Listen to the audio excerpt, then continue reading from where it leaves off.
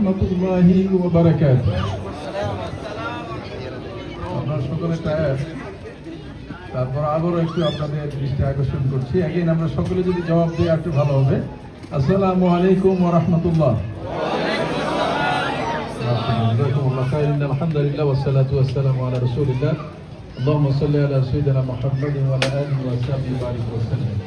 জনাব সভাপতি, সম্মানিত পরিচালক, ওনার অতিথিবৃন্দ, সমাজের বিভিন্ন স্তরে সম্মানিত অতিথিবৃন্দ, সম্মানিত ভাইরা, সম্মানিত মা এবং বোনেরা, আমাদের নেক্সট জেনারেশন যারা আছেন তারা সকলকে আজকের এই প্রোগ্রামে আসার জন্য আপনাদেরকে আমার অন্তঃস্থল থেকে মোবারকবাদ জানাচ্ছি, ধন্যবাদ জানাচ্ছি। আল্লাহ শুকরিয়া আদায় করছি যে আল্লাহ পাক সুন্দর একটি অ্যারেঞ্জমেন্টে আসার তৌফিক দান করেছে।